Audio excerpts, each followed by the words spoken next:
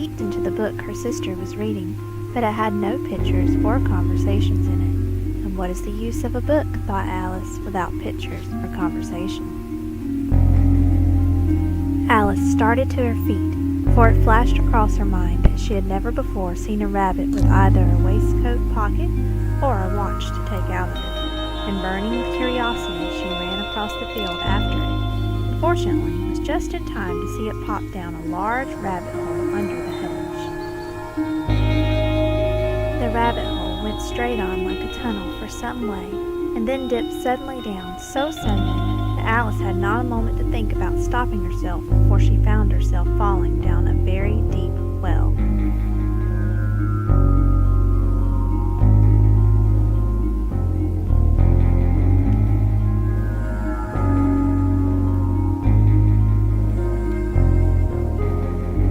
Down, down, down. Would the fall never come to an end? I wonder how many miles I've fallen by this time, she said aloud. I must be getting somewhere near the center of the earth.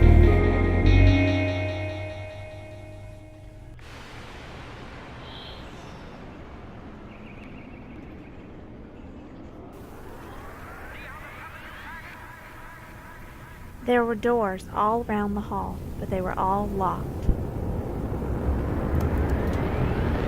Around the neck of the bottle was a paper label with the words, "Drink me." What a curious feeling, said Alice. I must be shutting up like a telescope.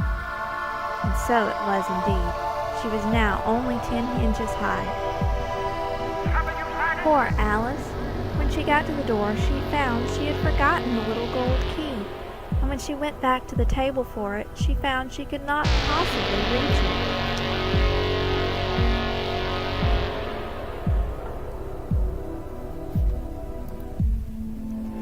When she had tired herself out with trying, the poor little thing sat down and cried.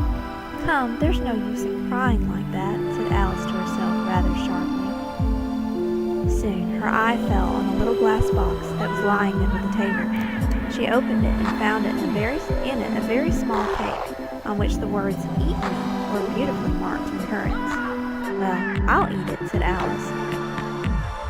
Curiouser and curiouser, cried Alice. She was so much surprised that for the moment she quite forgot how to speak good English. Now I'm opening out like the largest telescope that ever was.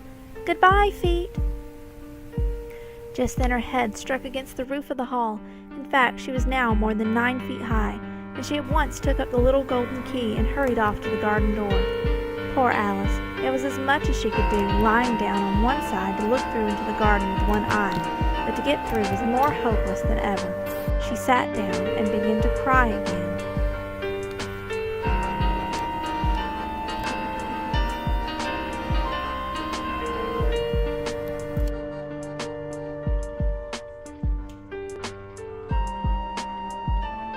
Shedding gallons of tears until there was a large pool all round her, about 4 inches deep and reaching half down the hall.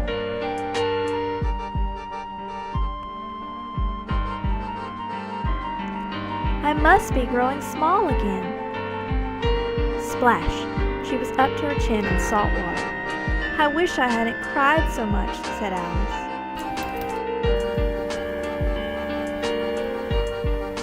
Came upon a neat little house, on the door of which was a bright brass plate with the name W. Rabbit engraved. She went on, growing and growing. What will become of me?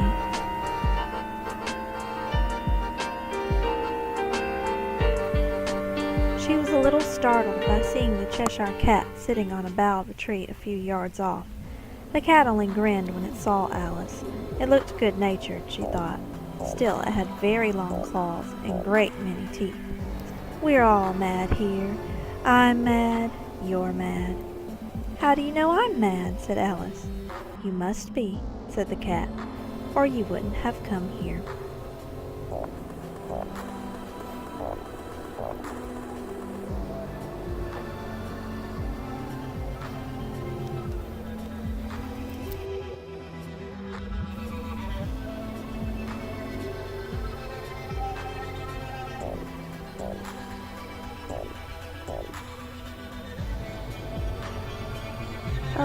such a curious dream, said Alice.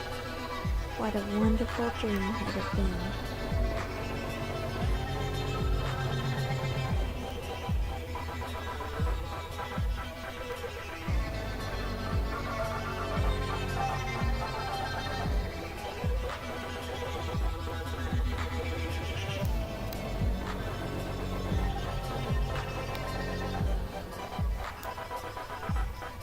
Still she haunts me, phantom-wise, Alice moving under skies.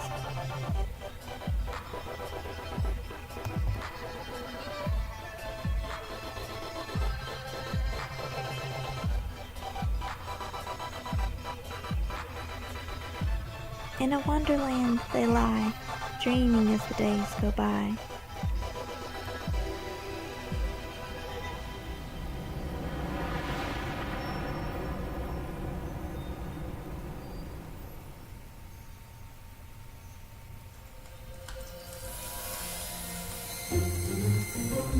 She stretched herself up on tiptoe and peeked over the edge of the mushroom, and her eyes immediately met those of a large caterpillar that was sitting on the top with his arms folded, quietly smoking a long hookah. "Who are you?" said the caterpillar. Alice replied, rather shyly, I hardly know, sir, just at present. At least I know who I am."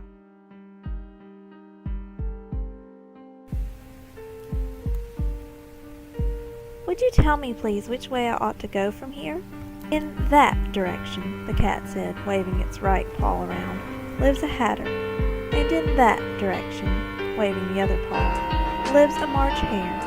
Visit either you like. They're both mad. It's always tea time. Why is a raven like a writing desk? Twinkle, twinkle, little bat, how I wonder what you're at." Once upon a time there were 3 little sisters, the Dormouse began in a great hurry, and their names were Elsie, Lacey, and Tilly, and they lived at the bottom of a well. They were learning to draw, the Dormouse went on, yawning and rubbing its eyes, for it was getting very sleepy. "I don't think." "Then you shouldn't talk," said the Hatter. This piece of rudeness was more than Alice could bear. She got up in great disgust and walked off. "I'll never go there again," said Alice as she picked her way through the wood. "It's the stupidest tea party I ever was at in all my life." A large rose tree stood near the entrance of the garden. The roses growing on it were white, but there were 3 gardeners at it busily painting them red. Alice asked a little timidly, "Why are you painting those roses?" "This here ought to have been a red rose tree, and we put a white one in by mistake, and if the Queen was to find it out, we should all have our heads cut off, you know."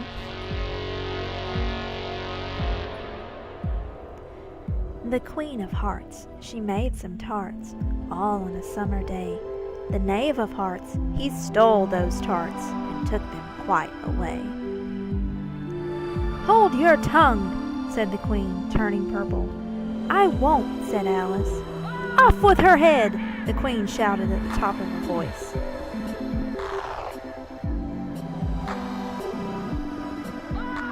"Who cares for you?" said Alice. She had grown to her full size by this time. "You're nothing but a pack of cards."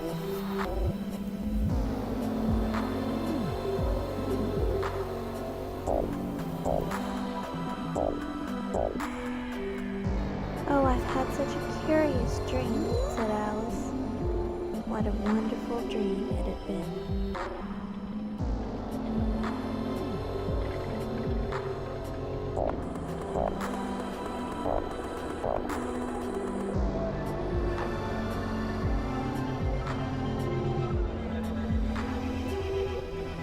A boat beneath a sunny sky, lingering onward dreamily, in an evening of July. Children 3 that nestle near, eager eye and willing ear, pleased a simple tale to hear. Long has paled that sunny sky, Echoes fade and memories die. Autumn frosts have slain July. Still she haunts me, phantom-wise, Alice moving under skies.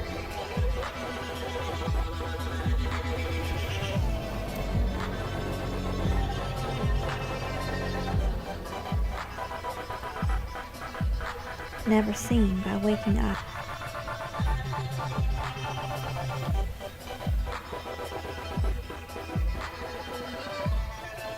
Lovingly shall nestle near. In a wonderland they lie, dreaming as the days go by.